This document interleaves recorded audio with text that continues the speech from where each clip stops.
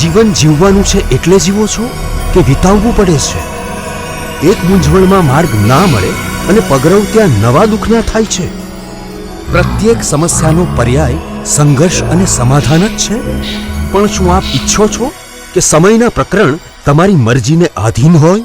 તો જીવનના પાના ખુશીઓના રંગથી લખશે લાલ કિતાબ. નમસ્કાર મિત્રો, હું હરિવર્ધન ચોકસી આપ સૌનું સ્વાગત કરું છું. મિત્રો, આજના વિડીયોમાં આપનું ખૂબ ખૂબ સ્વાગત. મિત્રો, રોજની જેમ આજે પણ જોઈએ આપને આજનો દિવસ કેવો. તો મિત્રો, આજે તારીખ 12 જાન્યુઆરી 2024 શુક્રવાર. આજનો શુભ રંગ હલકો ભૂરો, આછો ભૂરો જેને કહીએ ને તે. આજના અનુકૂળ દેવતા નરસિંહ ભગવાન. આજની શુભ ધાતુ કાંસુ અને મિશ્ર ધાતુ. આજે શરીરમાં પ્રભાવિત થનારા અંગ આપણા શરીરના જોઈન્ટ્સ અને આપણા શરીરના હાડકાં. આજનો શુભ પદાર્થ સફેદ ચંદન અને હાથીદાંત. શુભ અન્ન ઘઉં અને જુવાર. શુભ દ્રવ્ય ઘી અને માખણ. આજનું ભાગ્યવર્ધક પુષ્પ નીલકમલ અને આજની ભાગ્યવર્ધક સુગંધ મજમુઆ. તો મિત્રો, હવે જોઈએ આપણે ગ્રહો આજે આપણા માટે શું લાવ્યા. સૂર્ય આજે 5મા સ્થાનમાં ગોચર કરે છે. તો મિત્રો, આજે સંતાનો સાથે વાદવિવાદ ન કરવો અને બીજા વ્યક્તિમાં જોઈએ તો પિતા સાથે મનમોટાવ ન થાય એની કાળજી અવશ્ય રાખજો. આજે બેઈમાનીથી કમાયેલું ધન આપણને નુકસાન આપી શકે છે. તો આજે ખોટા કામથી પૈસો કમાવાની લાલચ રાખવી નહીં. ચંદ્ર આજે 1લા સ્થાનમાં ગોચર કરે છે. તો મિત્રો, આજે વધુ પડતો ગુસ્સો પણ નથી કરવાનો અને વધુ પડતી નમ્રતા પણ નથી રાખવાની. આજે પ્રાણીઓ પ્રત્યે નફરત નહીં કરવાની. મિત્રો, આજે એક લાલ રૂમાલ સાથે રાખીને દિવસની શરૂઆત કરશો તો વધુ સારું પરિણામ મેળવી શકાય. આજે માતાના સ્વાસ્થ્યની ચિંતા તમારે કરવી પડે. મંગળ આજે 5મા સ્થાનમાં ગોચર કરે છે. તો મિત્રો, આજે તમારે તમારા શરીરમાં જો કોઈ રોગ હોય તો એનું ધ્યાન રાખવું પડે. ખાસ કરીને બ્લડ પ્રેશરના રોગ હોય તો વધુ સાચવણી રાખવી, નહીં તો એમાં ઊંચ નીચ આવી શકે છે. તે સિવાય મિત્રો, આજે વડીલો સાથેનો કોઈ પણ પ્રકારનો વાદવિવાદ તમારા માટે નુકસાન કરતા સાબિત થઈ શકે. આજે પત્ની અને સંતાનોના સ્વાસ્થ્યની ચિંતા તમને સતાવી શકે. બુધ આજે 5મા સ્થાનમાં ગોચર કરે છે. તો મિત્રો, આજે છે ને આપણે દીકરી માટેની ચિંતાઓ વધુ પડતી સતાવે તો આજે દીકરીઓનું ધ્યાન રાખો. દીકરીઓને સલાહ આપવી કે ભાઈ વગર વિચાર્યું કોઈ પગલું ભરવું નહીં. લાલચમાં આવીને ગમે તેવા માણસ સાથે સંબંધ વધારવો નહીં. આજે મિત્રો, વાણી પર કંટ્રોલ રાખજો. વાણીમાં મધુરતા રાખશો એટલો ફાયદો થશે. આજે કોઈ પણ જગ્યા પર વાણી વાપરો એમાં અપશબ્દનો ઉપયોગ ન થાય તો વધુ ફાયદા થાય.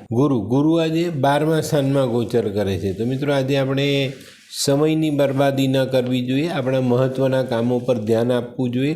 એમાં પૂરતો સમય આપીને આજના મહત્ત્વના કાર્યોને પૂર્ણ કરવાની સંપૂર્ણપણે કોશિશ કરવી જોઈએ.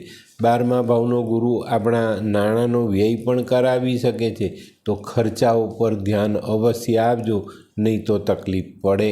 આજે કોઈના માટે જુઠ્ઠી ગવાહી આપો તો તમને નુકસાન જાય. તો આ બાબતે પણ ધ્યાન અવશ્ય રાખજો. શુક્ર આજે 1લા સ્થાનમાં ગોચર કરે છે. તો મિત્રો, આજે કદાચ કોઈક વાહન સુખ આપણને મળે.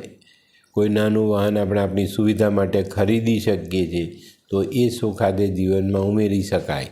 પણ મિત્રો, આજે કેરેક્ટરની બાબતમાં આપણા જીવનસાથી સાથેના વાદ વિવાદની બાબતો, આ બધી બાબતોમાં ખૂબ ધ્યાન આપવું પડશે, નહીં તો આ બધી બાબતોમાં તકલીફ વધે. શનિ આજે 6ઠા સ્થાનમાં ગોચર કરે છે. તો મિત્રો, આજે 6ઠા સ્થાનનો શનિ આપણા રોગને વધારી શકે છે. પણ એમાં જો આપણે કાળજી રાખીએ ને તો એમાંથી બચી શકાય. કઈ કાળજી રાખવાની? શરીર પર પહેરવા માટે લોખંડ કે ચામડું વસાવવું નહીં. અને આજે આપણી પાસે ઓરિજિનલ ચામડાની કોઈ વસ્તુ હોય ને તો એને શરીર પર ધારણ ન કરવી જોઈએ.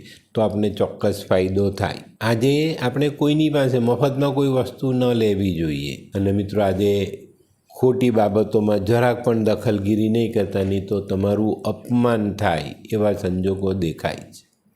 તો મિત્રો, હવે જોઈએ આપણે રાહુ મહારાજ આપણા માટે આજે શું લાવ્યા. રાહુ આજે 7મા સ્થાનમાં ગોચર કરે છે. તો 7મા સ્થાનનો રાહુ હંમેશા પતિ પત્નીમાં વાદવિવાદ કરાવે, ટકરાવ લાવે, મનમોટાવ કરાવે. તો મિત્રો આજે જીવનસાથી સાથે વ્યવહાર સારો મીઠો રાખજો, જેથી કરીને આવા ટકરાવો ન થાય. આજે કોઈ ચાંદીની વસ્તુ પહેરીએ તો ચોક્કસ ફાયદો થાય. આજે પાર્ટનરશિપના કામોમાં જો તમે સાવધાની રાખો તો ફાયદો લઈ શકો છો.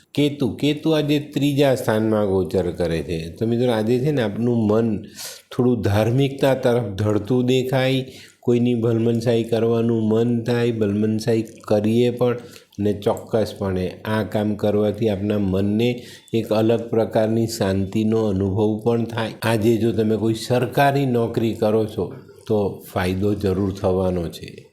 તો મિત્રો આ તો તમારા માટે આજનો દિવસ કેવો એનું સંપૂર્ણ વર્ણન. તો આ વિડીયો તમને ગમ્યો તો લાઈક કરો, શેર કરો, યુટ્યુબ જોનારા શેર કરે અને સબસ્ક્રાઈબ કરે. હું હરિવર્ધન ચોકસી સૌની રજા લઉં. ફરી મળીએ નવા વિડીયોમાં નવી જાણકારી સાથે. તો ચાલો બદલીએ જિંદગી. નમસ્તે.